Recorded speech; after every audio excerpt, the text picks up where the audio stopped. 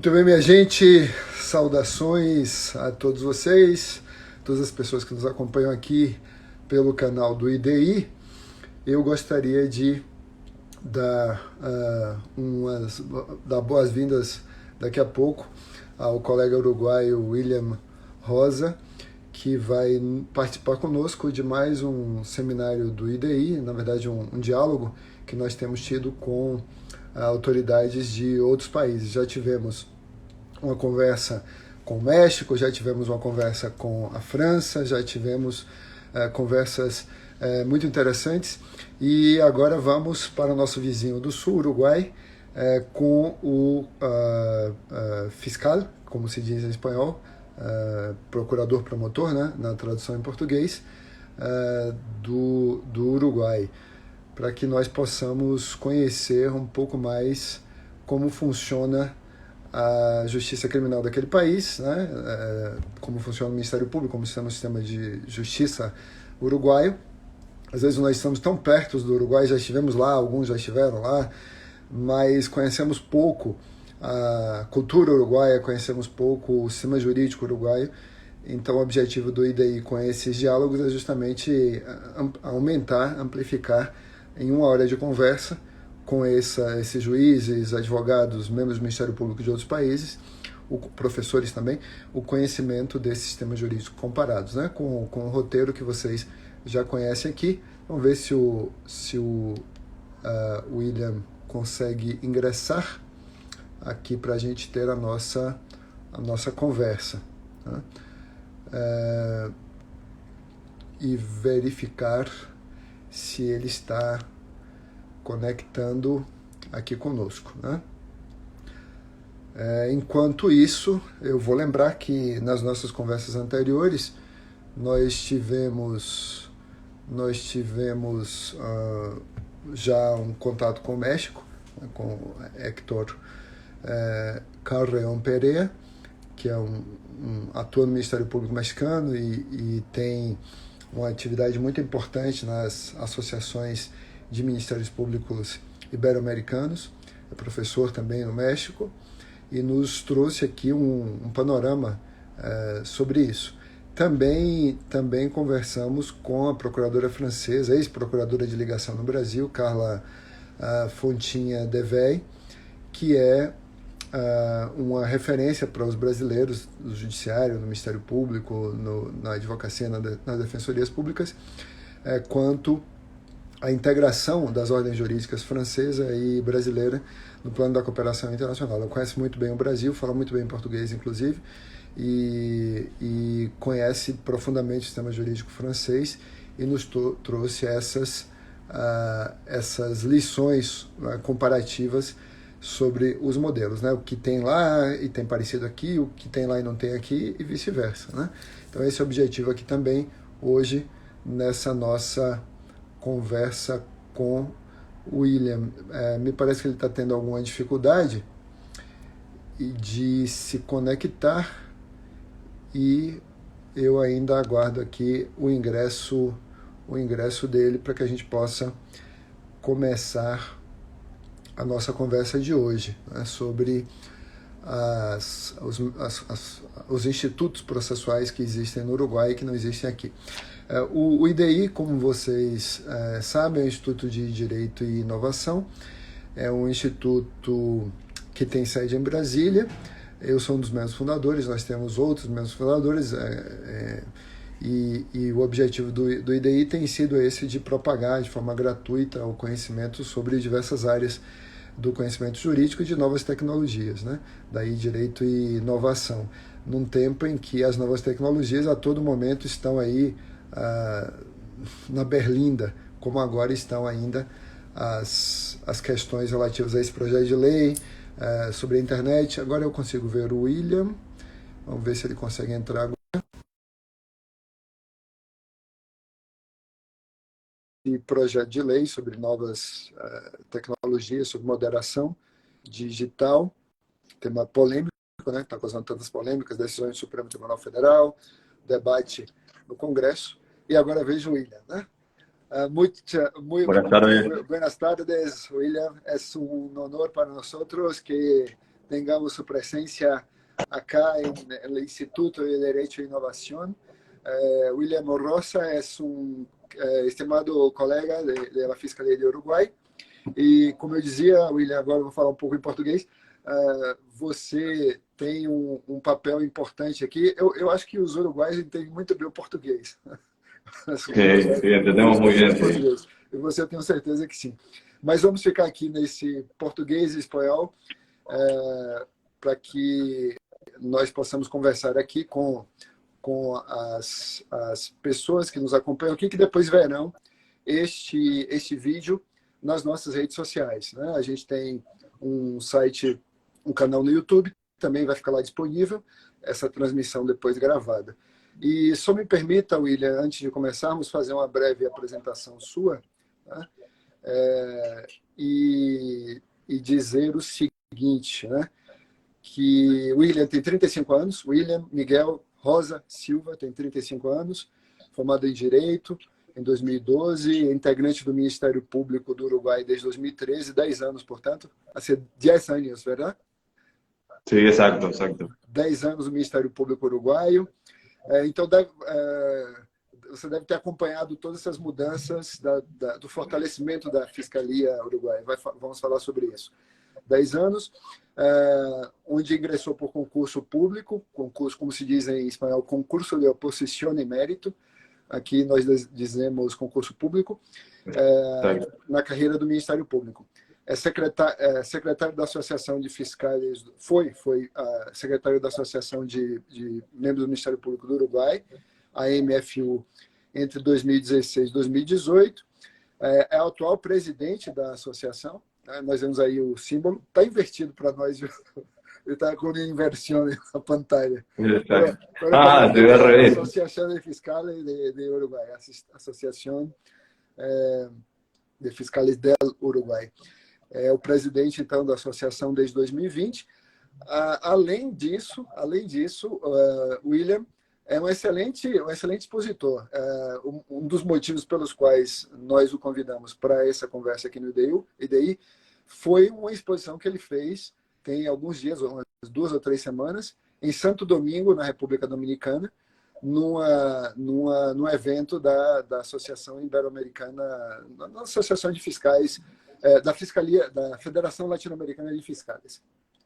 E também o William é escritor, né? Então, se vocês podem ver aí o perfil dele, o arroba dele, está escrito um escritor qualquer. Mas, na verdade, não é um escritor qualquer.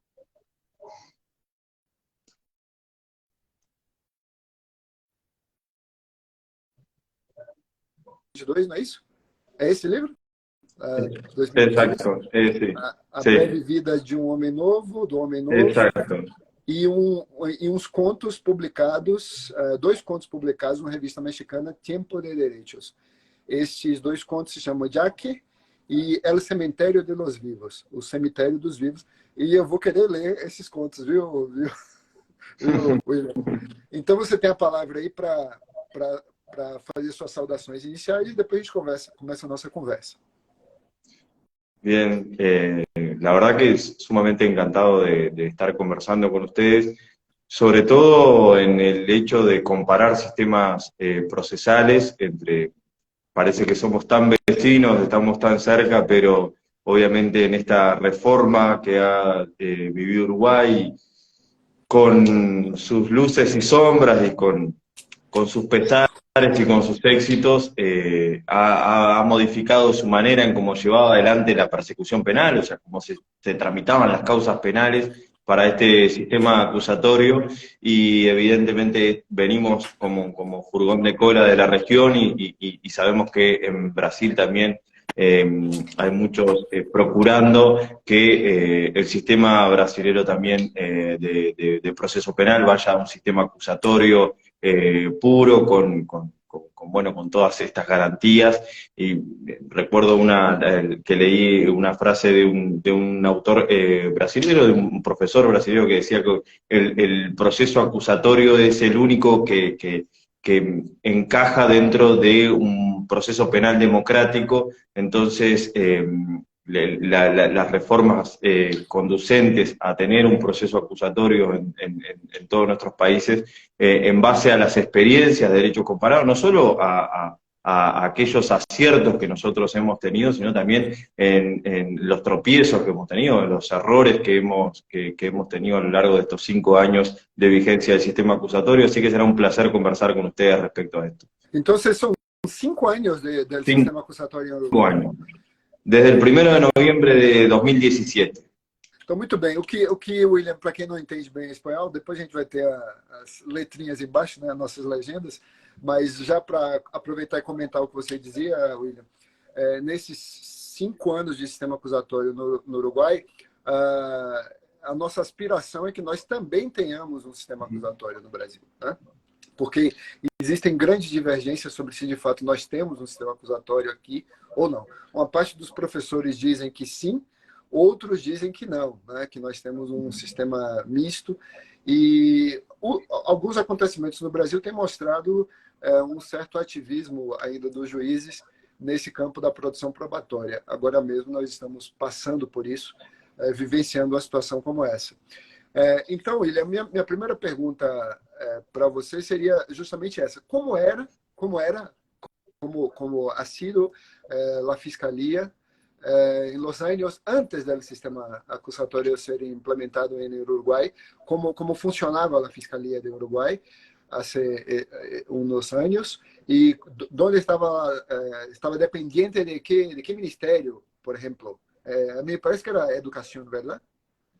Exacto, sí. La Fiscalía o el Ministerio Público era un organismo invisibilizado.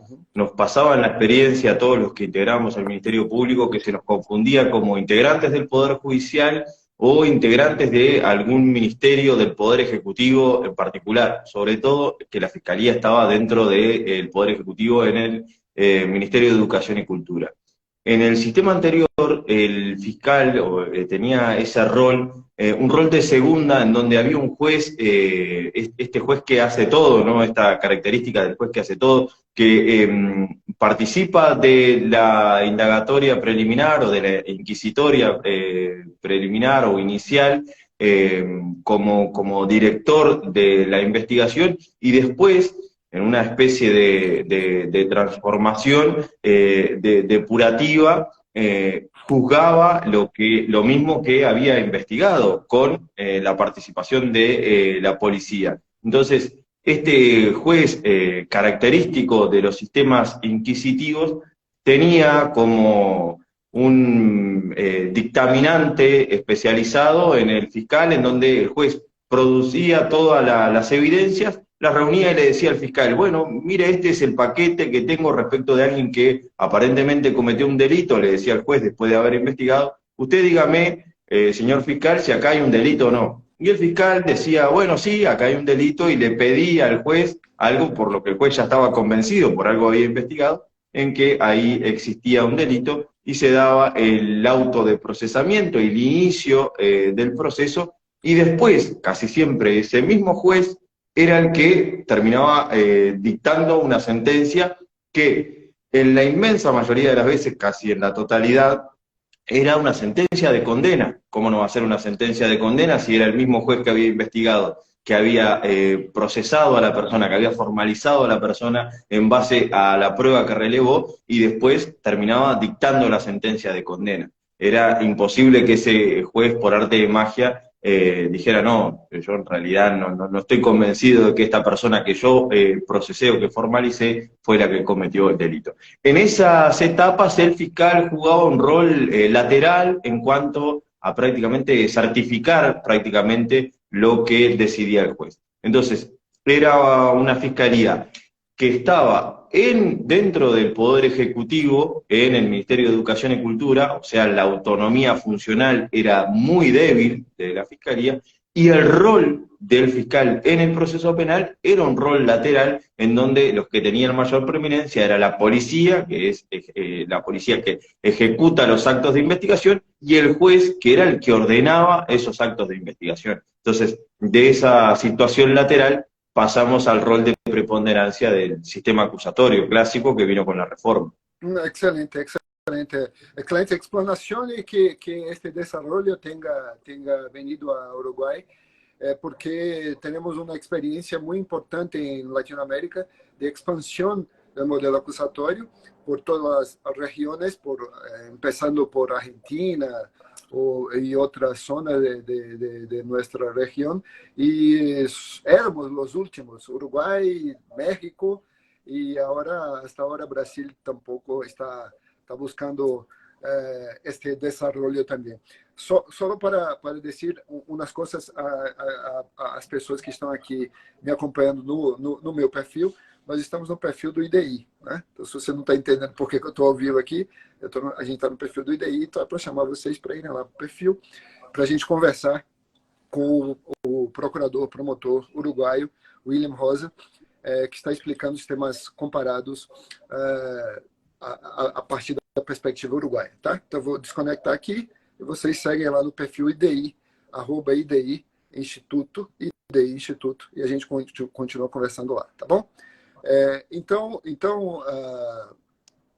William, pelo que você nos explica, essa dependência do Ministério Público Uruguaio do Poder Executivo causava dificuldades para a atuação dos membros do Ministério Público Uruguaio, dos fiscais, e tornava praticamente invisível a instituição, né? E isso, evidentemente, dava papel muito maior ao juiz. Era um juiz de instrução? Vocês tinham aí?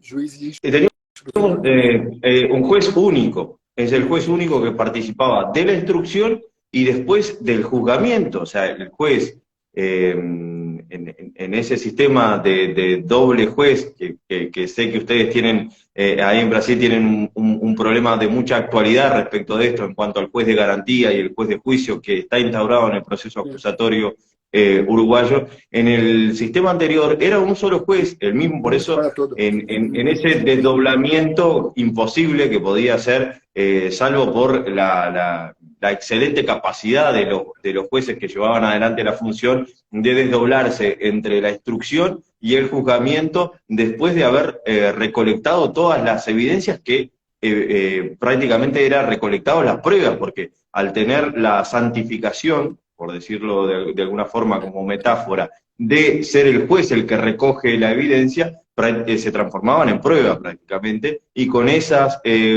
pruebas se condenaba en la inmensa mayoría de los casos. Creo que el porcentaje de absoluciones, las condenas eran el 98% y las absoluciones el 2%, evidentemente, porque era el mismo juez. Sí, sí. Increíble. Então, condenações de mais de 90% e absolvições muito poucas, porque o juiz era o mesmo. Então, você está apontando um problema que nós temos ainda no Brasil, porque, embora o nosso juiz das garantias tenha sido criado em 2019, ele ainda não foi implementado, porque o nosso Supremo Tribunal Federal suspendeu a lei neste ponto, e agora, em maio, no final desse mês de maio, deve ser o julgamento disso aqui, William, se nós teremos ou não o juiz das garantias. E eu vou aproveitar esta questão para perguntar-lhe a você qual é a sua opinião sobre o juiz de garantias. Se é uma boa coisa no sistema uruguaio ou se não funciona bem. Como é? Creo que el juez de garantía es imprescindible para el funcionamiento del sistema acusatorio. Y sobre todo en la dinámica de que la persona que termine juzgando, el sujeto del Estado, el funcionario que termina juzgando si una persona cometió o no un crimen, un delito, tiene que ser una persona imparcial, descontaminada respecto a la recolección de las evidencias y que solo tenga conocimiento de lo que se colectó como evidencia y de la prueba al momento de realizarse el juicio. Si no hay esta división de funciones en juez de garantía y en juez de juicio, es imposible que esto ocurra.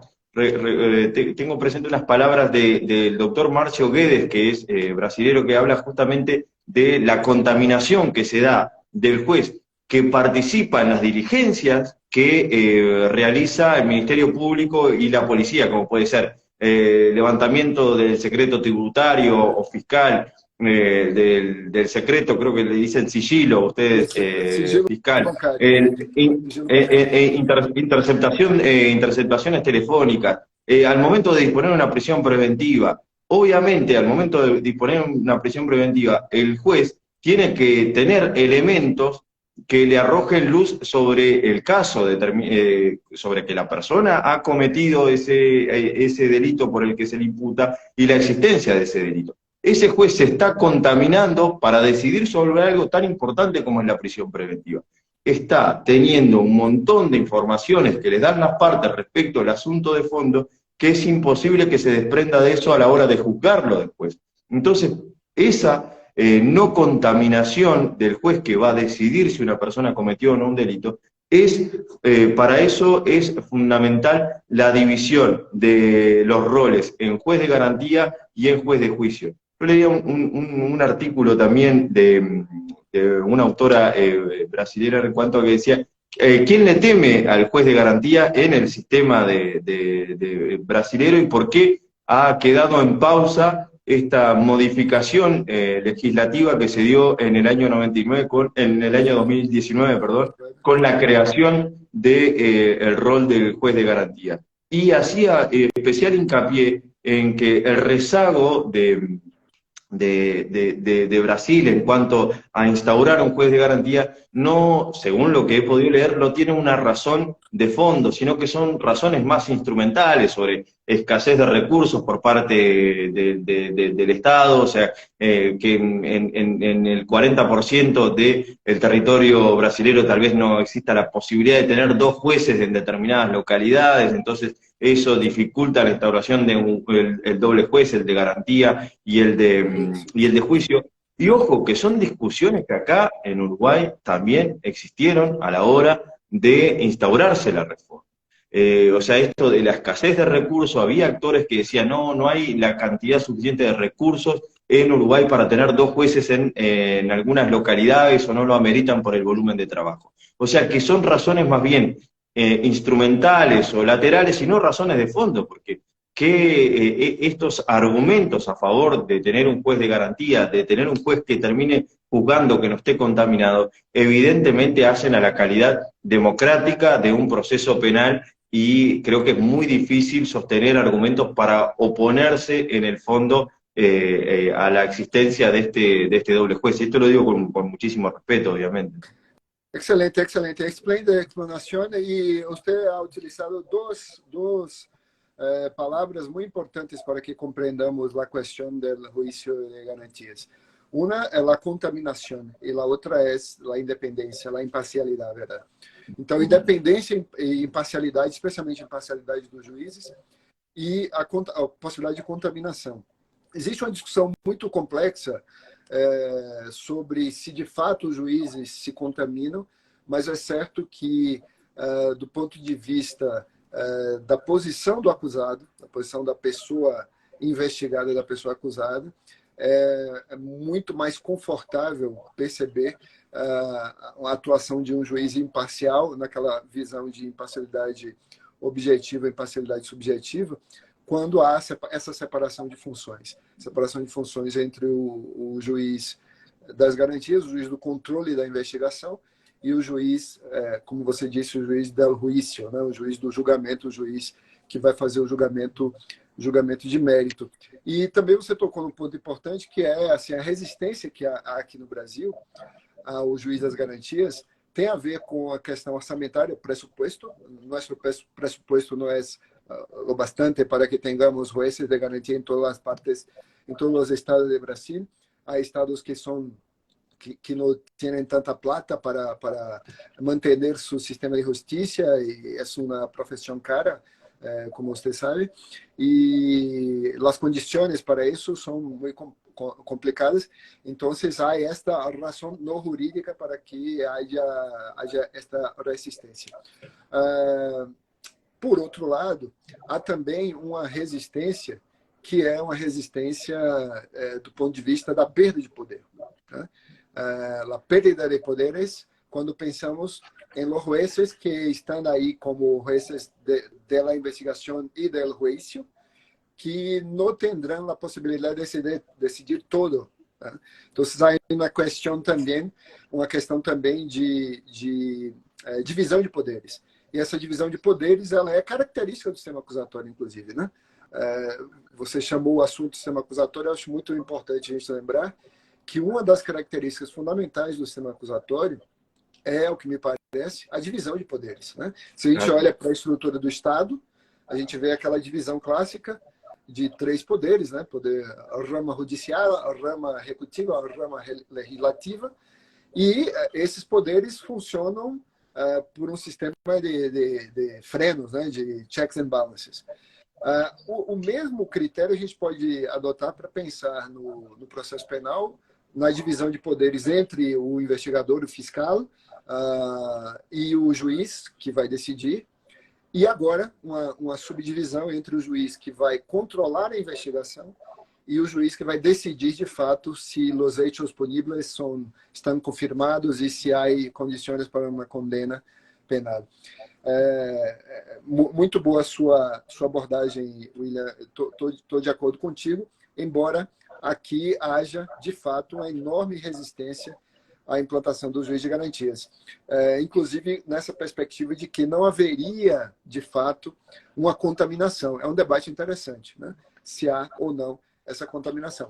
E como funciona, William, como é a divisão de trabalho dentro do Ministério Público uruguaio?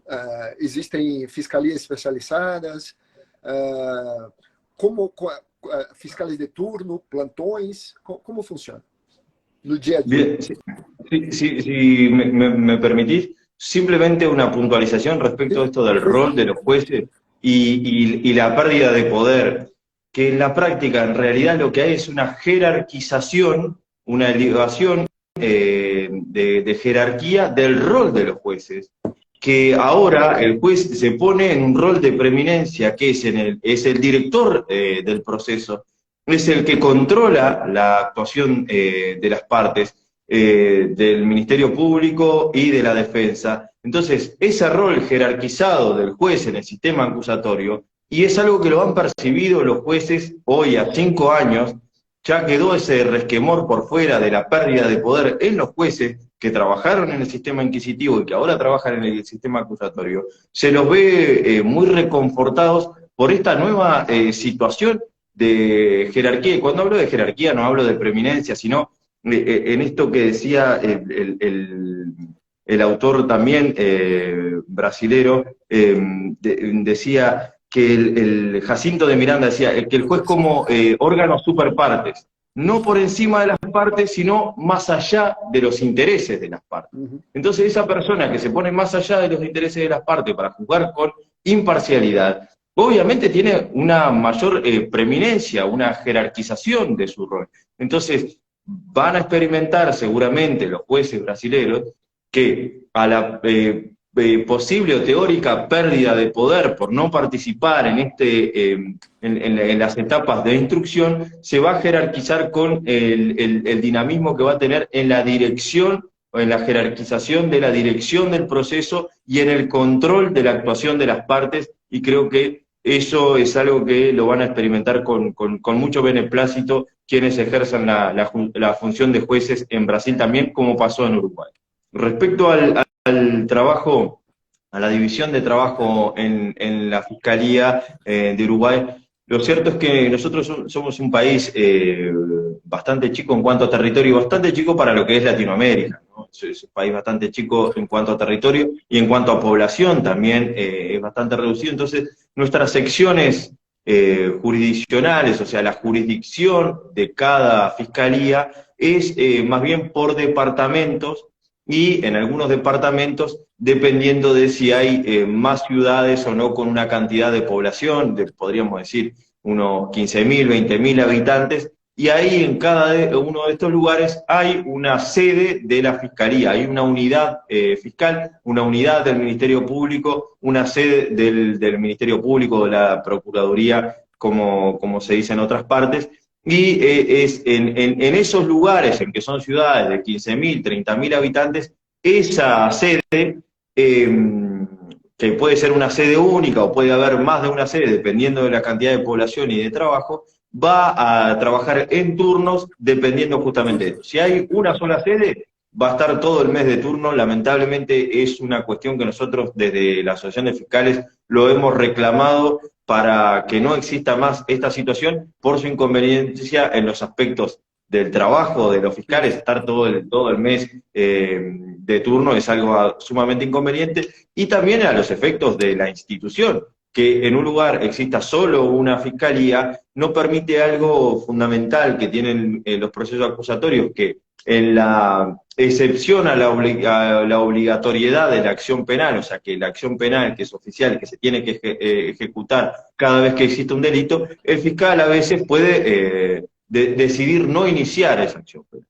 Obviamente, eso tiene que tener un control porque es una discrecionalidad de un funcionario. El contralor de esa discrecionalidad está por la vía del reexamen, que otro fiscal controle eso, o controle no, que reexamine eso que decidió el fiscal, si lo pide la víctima o el interesado y lo otorga el juez. Entonces, en una ciudad en donde hay solo una fiscalía, no es posible de manera adecuada la revisión. Y esto creo que es algo que las autoridades del Estado tienen que tenerlo muy en cuenta, porque es en cuanto al ejercicio de la función y a la eficacia y la eficiencia de la Fiscalía como institución.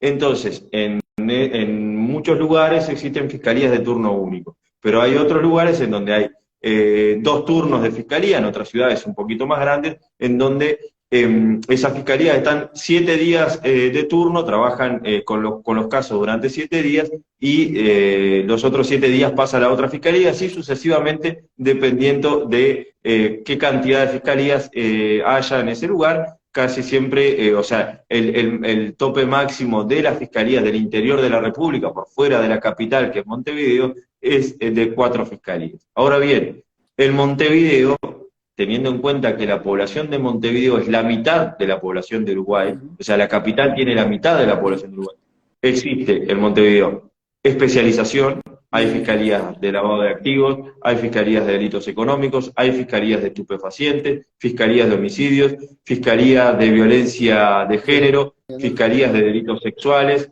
hay fiscalías para delitos cometidos o infracciones cometidas por adolescentes, y hay fiscalías de lo que se llama flagrancia delictiva, que es un conjunto de delitos en donde participan estas fiscalías, que son 16 en total, cuando agarran a una persona infragante de delito, o sea, con las manos en la masa, como dice el dicho popular, y esas fiscalías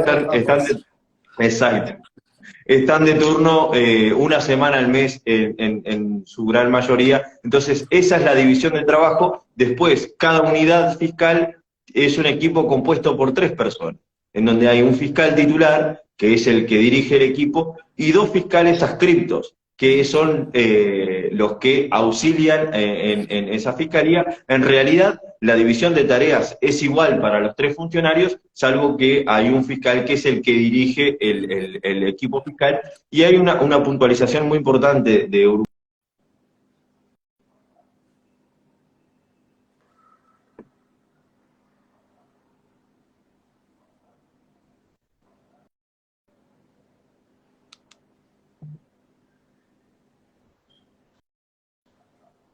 Não sei se tivemos aqui uma interrupção, se é minha ou se... Bueno, como decía, la fiscalía, no sé, se cortó ahí, ¿no? Se cortou um pouco, pero sigamos.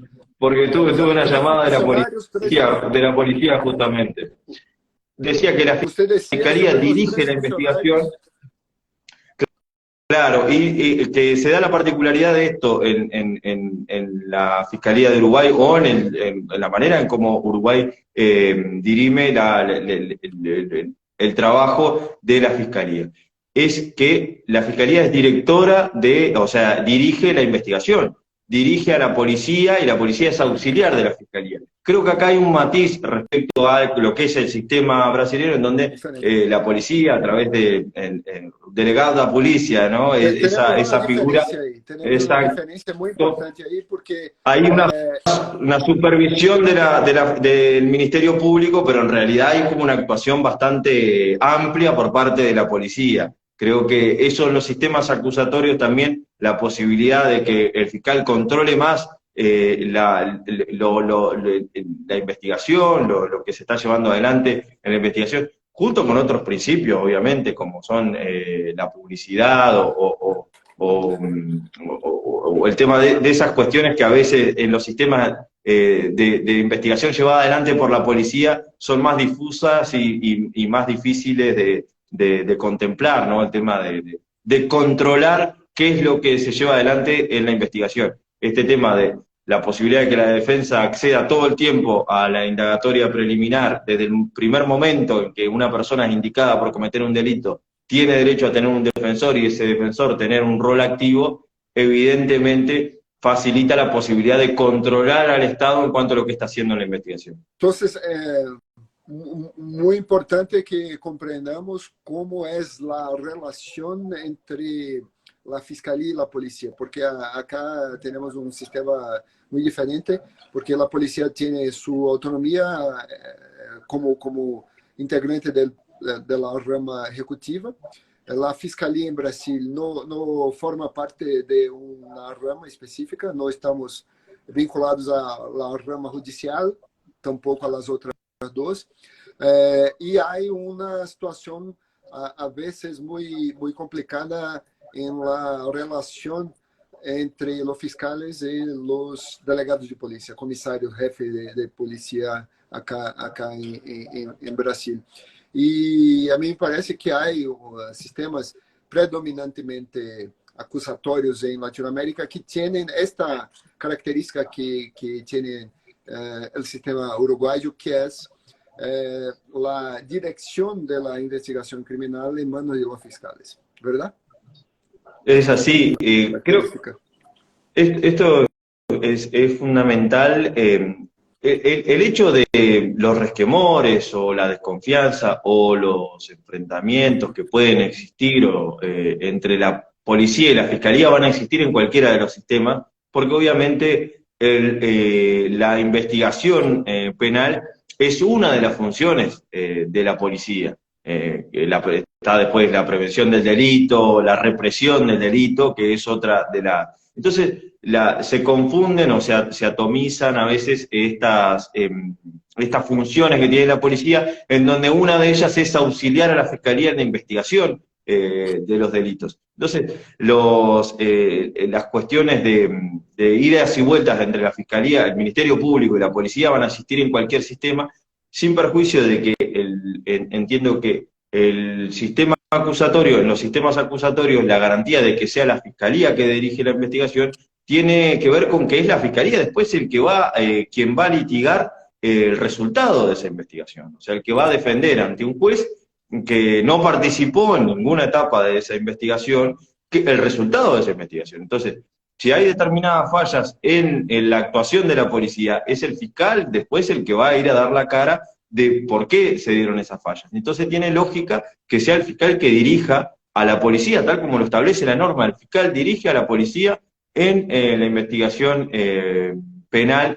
Entendemos que es un sistema que después en la práctica a veces esto se diluye, pero es garantista en cuanto a justamente estas etapas, que sea la fiscalía también abre la posibilidad de que haya un contralor mayor por parte de la defensa del imputado, de parte de la víctima, que acá también tiene un rol muy preponderante en el proceso penal uruguayo. El rol de la víctima es trascendental y tiene muchas prerrogativas. Entonces, la posibilidad de contralor de lo que se está desarrollando en la indagatoria preliminar, o sea, mientras el caso no fue formalizado ante un juez, es fundamental en un sistema garantista, en un sistema democrático de derecho. Creo que eso es algo muy bueno que tiene el sistema nuestro. Y sobre esta cuestión del control, ¿quién tiene el control de la fiscalía? ¿Cómo es la designación, el nombramiento del fiscal general de la Nación Uruguaya? Então, para que entendam, como é que se designa o procurador-geral uruguaio? Como é o sistema de escolha do procurador-geral y si hay un tiempo fixo de mandato? Bien, sí, ahí creo que la Constitución de Uruguay tiene una norma muy sabia, que es que la designación de quién va a ser el procurador general, de quién va a ser el fiscal general, tiene el presidente de la República, la propuesta.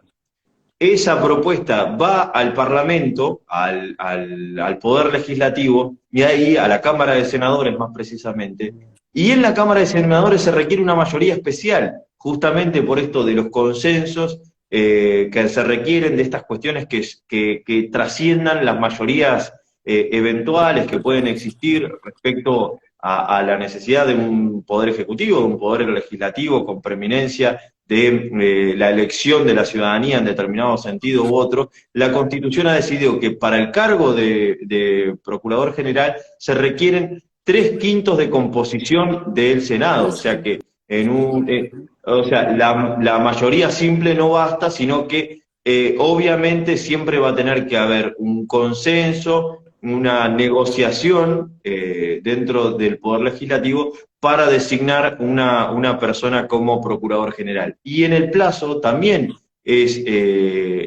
estimo muy sabia la Constitución en cuanto a previó un plazo de mandato de los Procuradores Generales de 10 años. O sea, evidentemente esto no está atado a los plazos en que duran los gobiernos, que en Uruguay hay elecciones cada 5 años, o sea, los gobiernos duran 5 años, el Poder Ejecutivo, el presidente y los legisladores duran 5 años en funciones. Se prevé que el fiscal general tenga un mandato máximo de 10 años. Creo que estas son, ineludiblemente, son garantías en cuanto a la elección de un procurador general que vaya mucho más allá de lógicas politizadas. Ahora bien, creo que el tema fundamental que nos está faltando es el tema del perfil del procurador general. El perfil del procurador general evidentemente tiene que ser un perfil totalmente despolitizado, tiene que ver con determinadas características o aptitudes profesionales y técnicas que tenga un funcionario, un abogado en este caso, una persona, según mi humilde entender, tiene que ser un fiscal de carrera, en el cual el Estado, el Poder Legislativo, a partir de estos consensos y después de la propuesta del presidente, le difiere, entiendo que después de determinadas entrevistas y después de determinados análisis de currículums vitae, le difiere la dirección de la Fiscalía General de la Nación. Creo que lo que nos está faltando es determinar un perfil de fiscal general, que eso puede estar en algunas legislaciones, está por norma, cuál debe ser el perfil del fiscal general, que no es simplemente estas reglas programáticas de ser abogado, tener 40 años, tener tanta actividad dentro de la función de abogado, de fiscal o de juez, sino que vamos más a cuestiones técnicas, a requisitos de idoneidad que debe cumplir un funcionario para ser el director de un organismo tan importante en el rol que tiene en el proceso penal como el Procurador General. Muy bien, entonces Uruguay tiene un fiscal general de la Nación que tiene un mandato de 10 años, hasta de 10 años, y que es elegido por el Senado. Sí, Cámara, por el Senado, sí. Senado de Uruguay, después de una designación del presidente de la República. Una propuesta del presidente de la República. Exacto. ¿Uninominal o una terna? ¿Cómo es? ¿Un nombre solo? Bueno, en eso creo que también es fundamental el hecho de que exista una pluralidad de sujetos nominados para que el Parlamento pueda hacer el análisis que nosotros estamos planteando, que es el análisis de las carreras o de las características o de los perfiles de cada uno de los postulantes. Sin perjuicio de eso, la norma en realidad establece una designación unipersonal por parte del presidente de la República. Entonces, la negociación es al revés. El presidente de la República jamás va a proponer un fiscal general o un procurador general sabiendo que no tiene el consenso del Parlamento. Entonces, las negociaciones se hacen al revés. En el Parlamento o en el Senado se empieza a conversar respecto de quién puede ser el designado fiscal general, y es ahí que después el presidente, cuando ve que hay humo blanco respecto de a quién se puede designar, ahí envía la propuesta. Entonces, creo que hay que sincerar normativamente eso, entonces darle la posibilidad al Estado de tener una designación que contemple mucho más los posibles perfiles e idoneidades Sí, sí. de quien va a ser fiscal general. Y interesante, son 3/5 de los senadores. Tres quintos. Acá para nosotros el Senado toma parte también en el nombramiento del fiscal general de Brasil, pero bastan los votos de la mayoría absoluta Claro. del Senado de Brasil. Eh, Muy interesante. Y ahora una pregunta sobre la cuestión de las víctimas. ¿Cuál es el rol de las víctimas en el proceso penal uruguayo y cómo participan? ¿Y cómo es la cuestión de la protección de testigos y víctimas en Uruguay? Bien, primero que nada, vale decir que el rol de la víctima es de los cambios junto al rol del Ministerio Público más paradigmático que ha tenido la reforma del proceso penal. En tanto, la víctima pasó de un rol de no tener prerrogativas, no tener potestades, no tener derechos prácticamente dentro del proceso penal en el sistema inquisitivo. Se decía que la víctima en realidad era un objeto del proceso, porque en realidad la víctima con su declaración tenía ahí un elemento de prueba con las pericias que se practicaban muchas veces respecto de las víctimas cuando habían delitos contra la integridad personal o contra la libertad sexual. La víctima era un objeto de prueba más que un sujeto de derecho, un sujeto en el proceso. Eso cambia paradigmáticamente en el proceso penal, en tanto se asigna un estatuto de la víctima y se le otorgan prerrogativas que son desde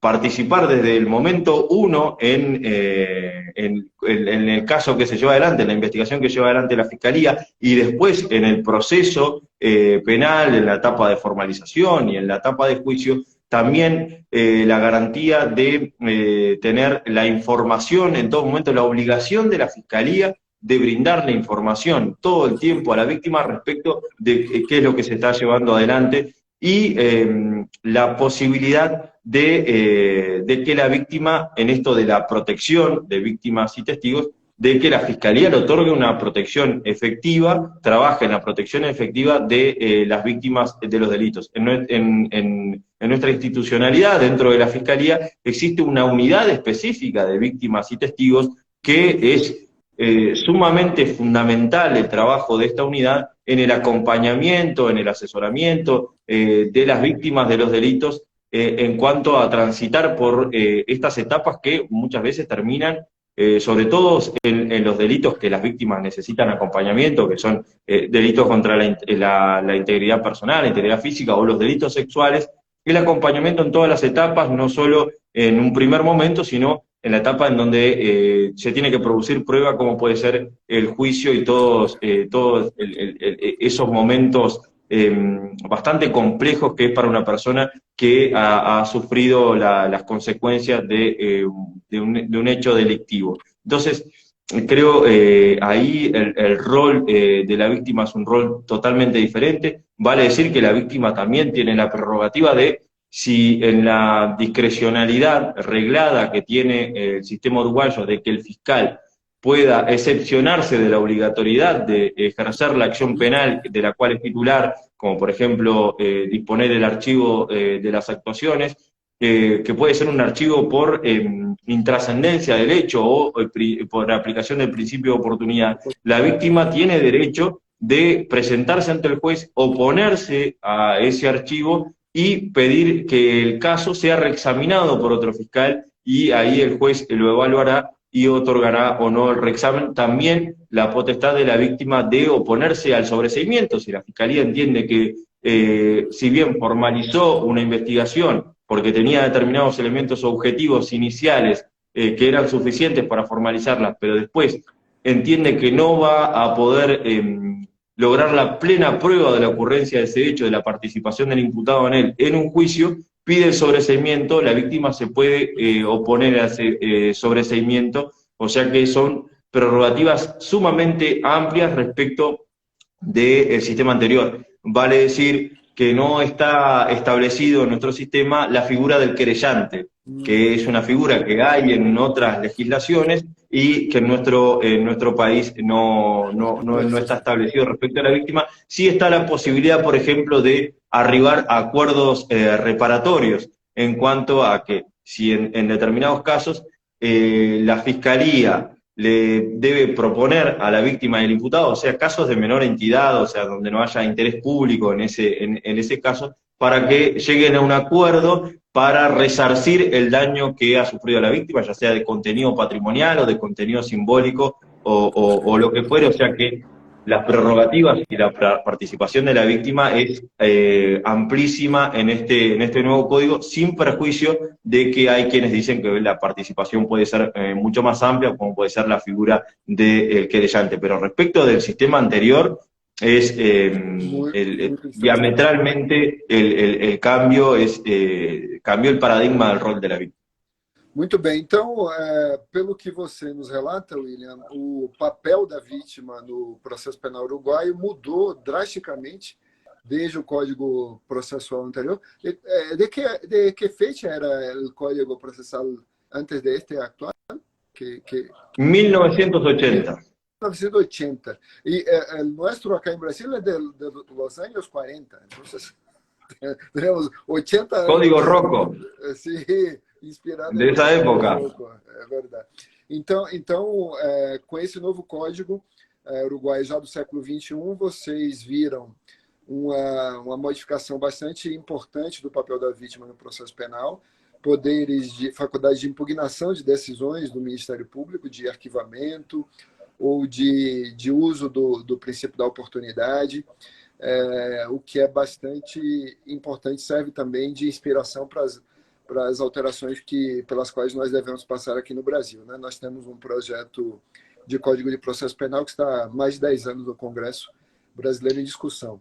E aproveitando aí que você falou do princípio da oportunidade, eu gostaria de lhe perguntar sobre o princípio da oportunidade, se há algo como estas técnicas especiais de investigação no Código Processual de Uruguai, por exemplo, colaboração eficaz, intervenção telemática, intervenções em sistemas informáticos, todas essas técnicas estão disponíveis para a polícia e o Ministério Público en las investigaciones en lo penal?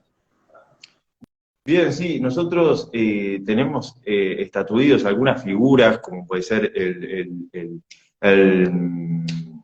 el Instituto del Colaborador, que obviamente, si bien están estatuidas y con determinadas limitantes, a veces no tienen tanta implementación práctica por el recelo que siempre suele existir con el Estado a veces transigiendo con los criminales, ¿no? El Estado transando con los criminales a los efectos de obtener, obtener una mayor información a los efectos de lograr cuestiones que son más importantes. Pensemos en delitos de drogas, que el Estado decida, bueno, renunciar a una pretensión punitiva respecto de una persona a los efectos de obtener información de esa persona o tener una pretensión punitiva que sea con una pena menor para tener mayor información. Eso creo que culturalmente necesitamos más cultura de que eso está bien y de que eso ayuda al Estado a ser eficaz, porque si no, cuando estas cuestiones, estas técnicas de investigación no se desarrollan o no funcionan en lo práctico, lo que termina pasando es que el Estado siempre termina siendo eficaz en perseguir la criminalidad de bajo impacto o a los delincuentes más de menor escala, ¿no? O sea, en el crimen organizado, aquellos que están en la primera línea son los que terminan siendo imputados, cuando los que realmente se favorecen de las dinámicas del crimen organizado jamás campean con absoluta impunidad. Entonces, creo que es un desafío de todos los estados elevar la mira en cuanto a ser eficientes en la persecución de la criminalidad de alto impacto, de los criminales que causan mayor daño, los que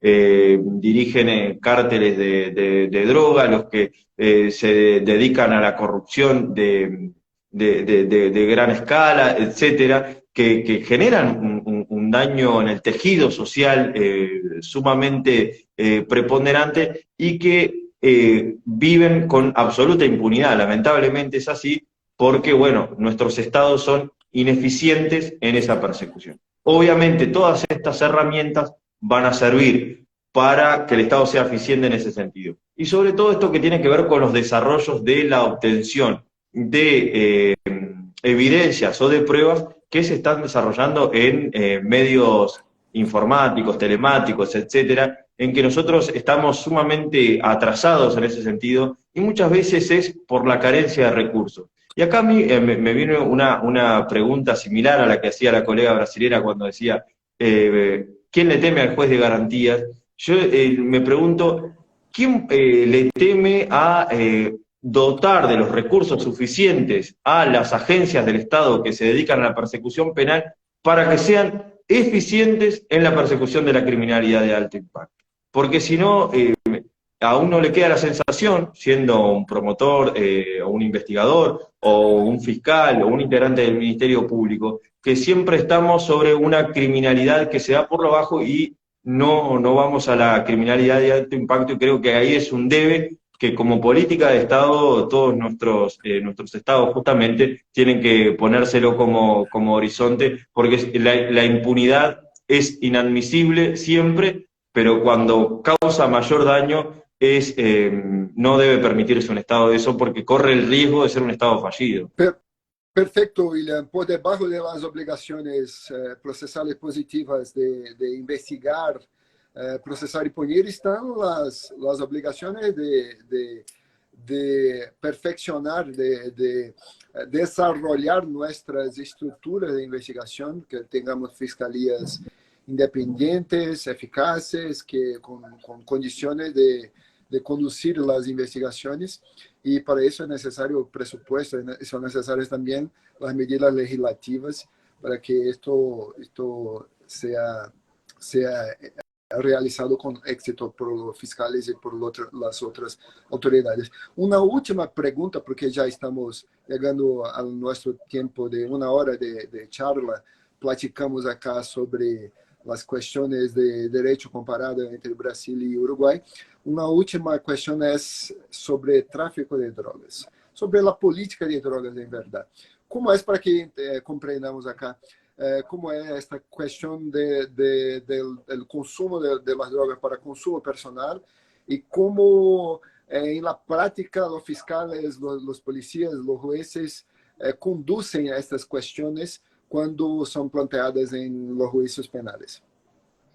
Bien, en tema de drogas siempre hay, por más que exista legislación, siempre hay una cultura también detrás que incluye también a los operadores de los sistemas. Esto hablando de los policías, los fiscales, los jueces, en cuanto a cuál es la decisión, la política de Estado a decidir, qué se decide perseguir, cuánto se permite tener, por ejemplo, para consumo personal, y cuál es la política de Estado respecto del tráfico de estupefacientes. Nosotros tenemos determinadas normas, o una norma importante que reguló el tema del consumo y el mercado de marihuana, de cannabis, en donde se establecieron determinadas prerrogativas en cuanto a flexibilizar la visión del Estado, la persecución por parte del Estado a las personas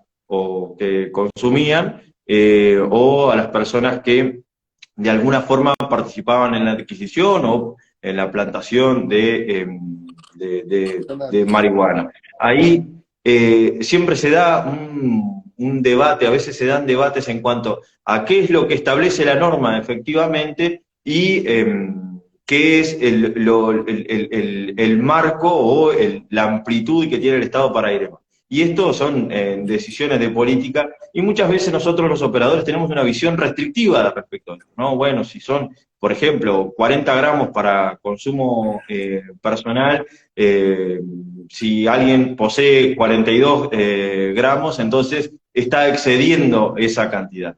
Y lo cierto es que la normativa lo que ha establecido es que si bien hay un porcentaje, un pesaje para consumo personal, lo que en realidad establece la norma es la necesidad de ir contra la negociación de estupefacientes, por fuera de los marcos regulados. Si el Estado ha regulado el mercado de, por ejemplo, de expendio de marihuana, lo que el Estado está diciendo es los particulares no pueden vender. Entonces, el Estado, la persecución del Estado, particularmente en tema de marihuana, tiene que ir con el tema del suministro o la negociación, y para eso se necesitan evidencias. Obviamente hay determinado desarrollo de la jurisprudencia en este sentido, en que se necesitan evidencias de que hay efectivamente una voluntad de suministrar o vender el estupefaciente, en este caso la marihuana, y no meramente una cuestión aritmética de decir, bueno, si el límite es 40, si estamos en 50, estamos pasando el límite. Obviamente todo eso también es una cuestión de cultura y de cultura judicial también, y a veces nos cuesta a nosotros, a los actores, desarraigarnos de la manera en cómo desarrollábamos nuestra actuación y un recelo restrictivo respecto de las libertades que a veces otorgan las normas. En este sentido, en el sentido de cuando se trata de sustancias estupefacientes, sustancias ilícitas, porque tiene obviamente esto un trasfondo muy negativo desde el punto de vista social. Obviamente siempre estamos hablando de cantidades ínfimas y de no negociación.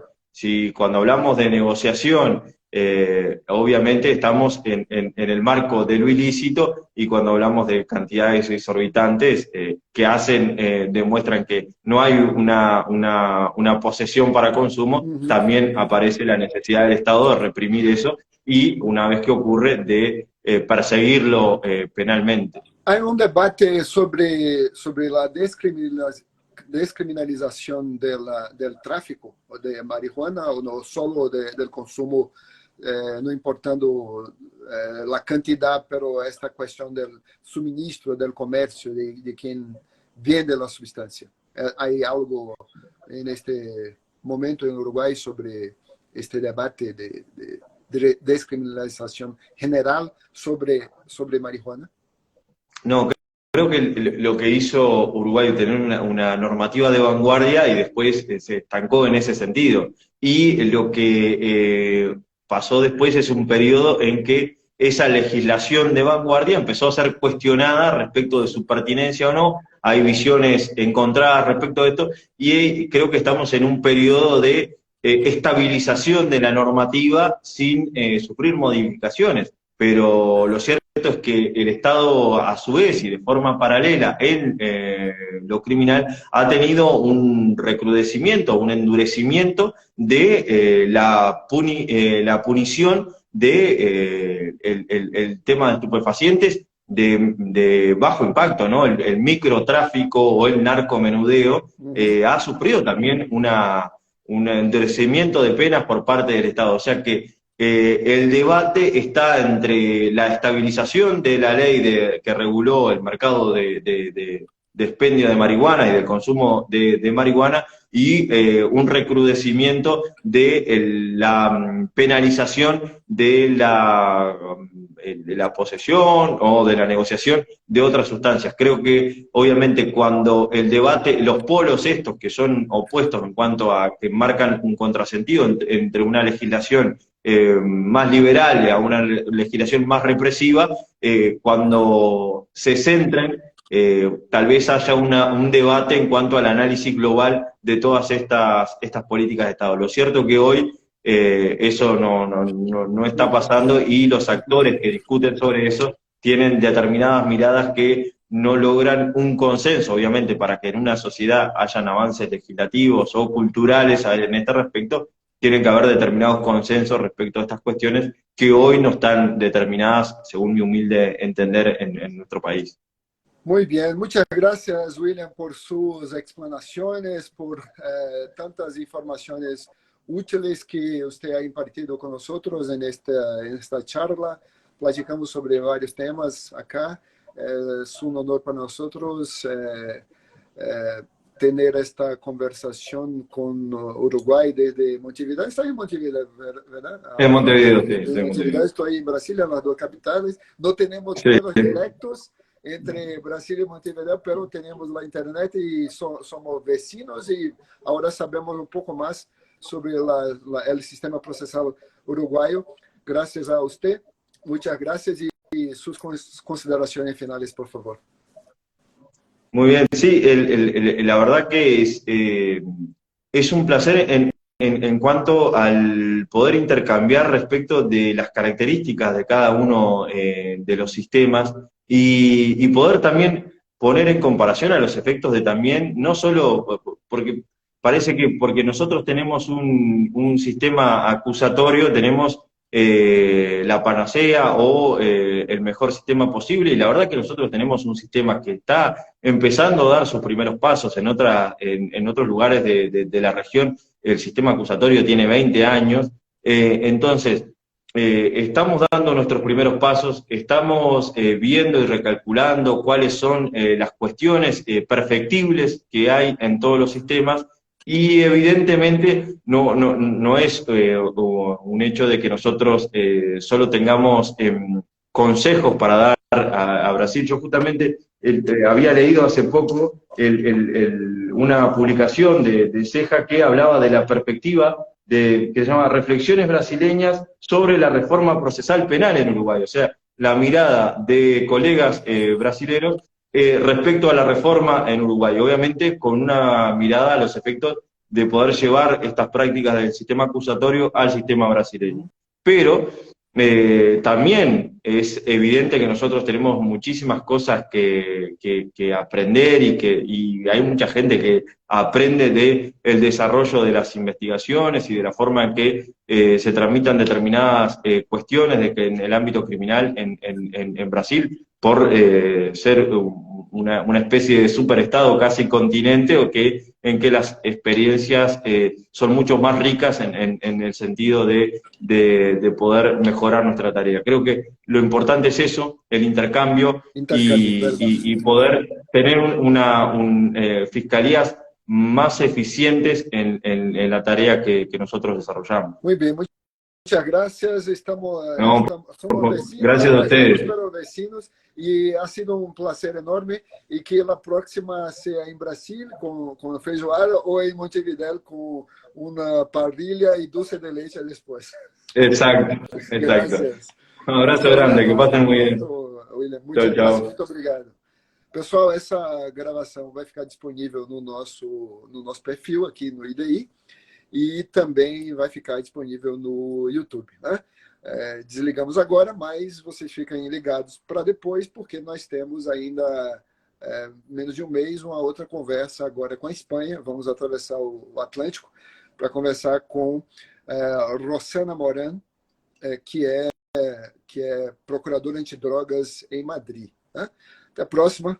Deixem aí seus comentários e sigam também o perfil de William, que além de ser procurador, membro do Ministério Público no Uruguai, é escritor, como vocês viram no começo. Até a próxima.